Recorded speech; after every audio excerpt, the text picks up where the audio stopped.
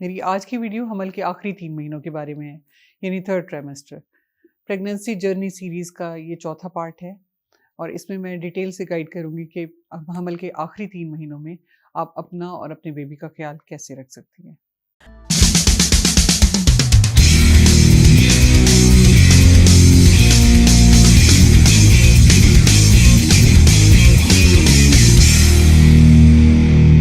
अस्सलाम वालेकुम, मेरा नाम डॉक्टर सबाहत खान है। मैं डॉक्टर्स हॉस्पिटल और उमर हॉस्पिटल जौहर टाउन में as consultant gynaecologist and IVF specialist practice करती हूँ।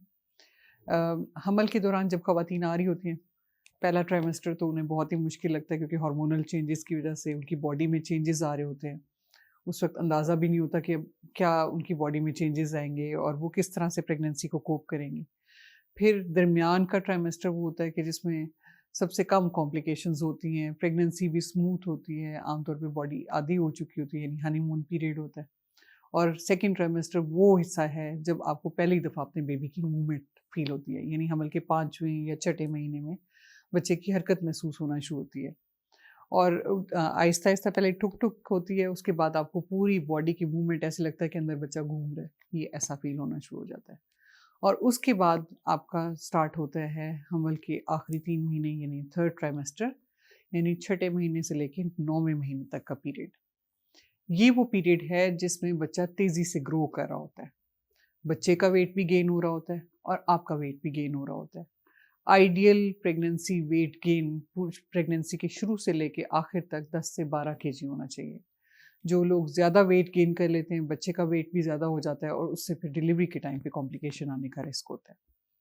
तो अपने वेट को प्रेगनेंसी के दौरान मेंटेन रखिए। प्रेगनेंसी का जब चेकअप होता है तो उसमें आपके 7वें 8वें महीने में आपका चेकअप होता है थर्ड ट्राइमेस्टर में। फिर उसके बाद आपके 32 हफ्ते पे चेकअप होता है, फिर उसके बाद 36 हफ्ते पे डॉक्टर्स आपको बुलाते हैं चेकअप के लिए और फिर डिलीवरी के टाइम पे आपको बुलाते हैं। तो ये वाला पीरियड है आखिरी 3 महीनों का, इसमें अपनी केयर, अपने चेकअप्स, अपने टेस्ट रेगुलर करवाना बहुत ज़रूरी है क्योंकि यही वो टाइम होता है जिसमें कॉम्प्लिकेशंस आना शुरू होती हैं और अगर वो पिक ना हो सकें तो फिर उससे बच्चा भी मुतासिर होता है और माँ भी मुतासिर होती है। और बच्चे की डिलीवरी कोई आसान काम नहीं है कि एक औरत अपनी जान की बाजी लगा के एक इंसान को पैदा कर रही होती है। तो अगर जितनी भी केयर की जाए और अच्छी सेहत के साथ बच्चा डिलीवर हो, तो माँ की भी सेफ्टी इंश्योर्ड होती है और बच्चा भी सेहतमंद पैदा होता है। इसमें ये है कि आपके हमल के 28 हफ्ते पे अल्ट्रासाउंड किया जाता है जिसे ग्रोथ स्कैन कहा जाता है। डॉपलर स्कैन कहा जाता है जिसमें देखा जाता है कि बच्चे को खून का दौरान ठीक जा रहा है, क्या बच्चे की ग्रोथ डेट्स के हिसाब से ठीक चल रही है, बच्चे का पानी ठीक है, बच्चे की आंवल नीचे की तरफ तो नहीं है। और ये सारी देखा जाता है। उसके बाद 32 हफ्ते पे देखा जाता है, उसके बाद 36 हफ्ते पे देखा जाता है कि बच्चे की ग्रोथ ठीक चल रही है कि नहीं।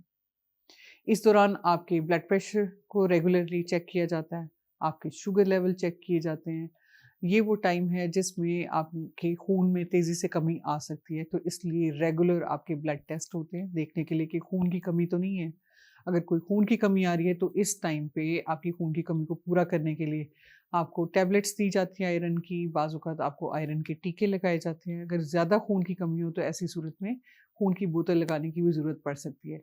इसका मकसद ये होता है कि डिलीवरी के टाइम तक आप में खून की कमी ना रहे, आप एक अच्छी हेल्थ में हो और उस टाइम पे जब बच्चा डिलीवर हो, आपको ज़्यादा ब्लीडिंग ना हो, ताकि इससे ना माँ को नुकसान हो, ना ही बच्चे को नुकसान हो। इस दौरान वैक्सीनेशन के कुछ इंजेक्शंस लगाए जाते हैं जो आपके डॉक्टर सजेस्ट करते हैं।